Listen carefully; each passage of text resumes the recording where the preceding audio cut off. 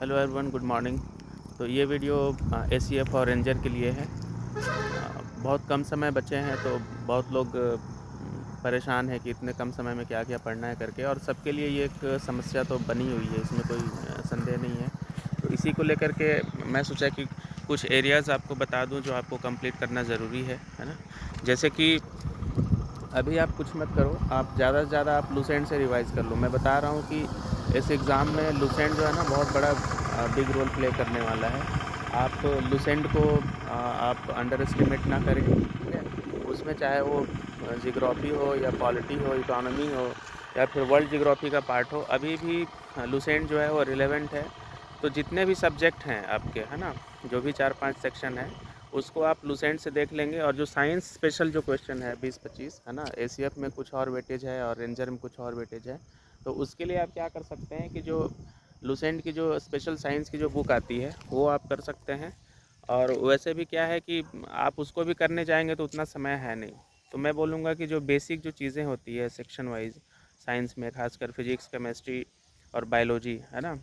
तो बायोलॉजी आपको पता है कि जो 3-4 जो सिस्टम है ना, जैसे चाहे वो सर्कुलेटरी सिस्टम हो या फिर डाइजेस्टिव सिस्टम हो, है ना।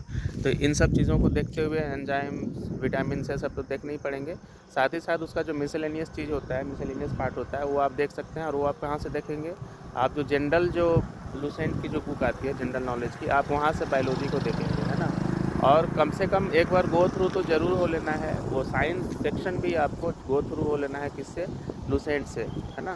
तो इतना कम समय में आप कुछ कर नहीं सकते हैं। और मेरे तरफ से एक ही सजेशन रहेगा कि आप अभी बिल्कुल टेस्ट सीरीज वगैरह आप मत लगाइएगा, है ना। उससे अच्छा है कि आप थोड़ा सा टॉपिक को रिवाइज़ कर लें। और फैक्ट्स बेस्ड क्वेश्चंस पूछे जाने की संभावनाएं हैं, क्योंकि आपको 2 घंटे में 150 प्रश्न करने हैं, है ना। तो 150 जब प्रश्न पूछा जाएगा, और तो थोड़ा सा उसका जो लेवल जो होगा वो इजी टू मॉडरेट होगा।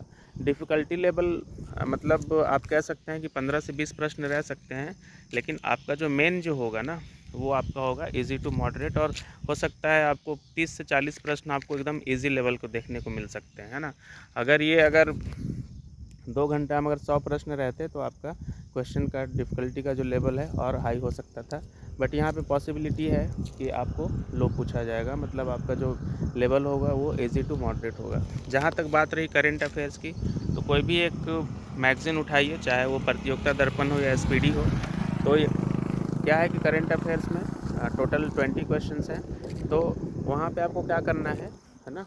वहाँ पे क्या करना है आपको कि जो मेन जो घटनाएं घटी हैं इंटरनेशनल लेवल पे, नेशनल लेवल पे, और कुछ आप सेक्शन देख लेंगे, जैसे स्पोर्ट्स हो गया, अवार्ड्स हो गया, प्राइज़ हो गया, समिट हो गया, ये सब आप देख लेंगे। और इंडिया के कॉन्टेक्स्ट में कोई कुछ ऐसी चीज़ें जो स्पेशल अचीवमेंट रहा हो इंडिया के लिए, जो इंडिया के जो रेसिडेंट होते हैं या सिटीजन होते हैं, those who are residing in India and those who are residing out of India, and they have achieved something special, extraordinary, then you have to go through those facts, okay। तो आप वो सब चीज़ें देख लेंगे। तो करेंट अफेयर्स में आपको टेक्नोलॉजी के क्षेत्र में डेवलपमेंट थोड़ा सा देखना है, आईटी एंड टेक्नोलॉजी। फिर आप थोड़ा सा देखेंगे कि स्पोर्ट्स, समिट, ये सब मैंने जो बताया। और कुछ स्पेशल सिक्के वगैरह जारी किए जाते हैं ना, वो भी सवाल पूछ लिए जाते हैं, है ना। खासकर अभी G20 जो समिट हुआ था इंडिया में, तो उस कॉन्टेक्स्ट में बहुत सारी एक्टिविटीज़ हुई हैं, तो उसको आप थोड़ा देख लेंगे। और अभी ज़्यादा से ज़्यादा आप रिवीजन में ध्यान देंगे, चाहे वो आपका अपना खुद का नोट्स बना हुआ हो या फिर लुसेंट, है ना। अभी कोई भी आप बड़ा जो मटेरियल होता है ना, उसको आप पढ़ने की कोशिश ना करें। आप कोशिश कीजिए कि लुसेंट को आप 2 से 3 बार रिवीजन कर लें, है ना। अभी भी लुसेंट बहुत रिलेवेंट है। आप जब एग्ज़ाम दे करके आएंगे तो पता चलेगा कि मैं यहाँ वहाँ भटक रहा था, है ना, चीज़ें तो लुसेंट में लिखी हुई थी। तो आप कोशिश करें कि लुसेंट को जितना से ज़्यादा आप रिवाइज़ कर लें, है ना। इकोनॉमी के लिए थोड़ा सा आप स्पेसिफिक हो सकते हैं। अगर आपके पास घटना चक्र की बुक है तो आप वहाँ से थोड़ा सा इकोनॉमी सेक्शन, खासकर basic features of Indian economy वाला जो चीज़ होता है वो आप देख सकते हैं। और बैंकिंग और इंडस्ट्रियल पॉलिसी 1991 जो न्यू इकोनॉमिक पॉलिसी है, वहाँ से थोड़ा आप देख सकते हैं। और थोड़ा जो बैंकिंग इंस्टीट्यूशन का जो इस्टेब्लिशमेंट हुआ है और उनका जो एवोल्यूशन हुआ है over the period of time, तो वो आप देख सकते हैं। तो वहाँ से इकोनॉमी वाला सेक्शन आपका कवर हो सकता है ना।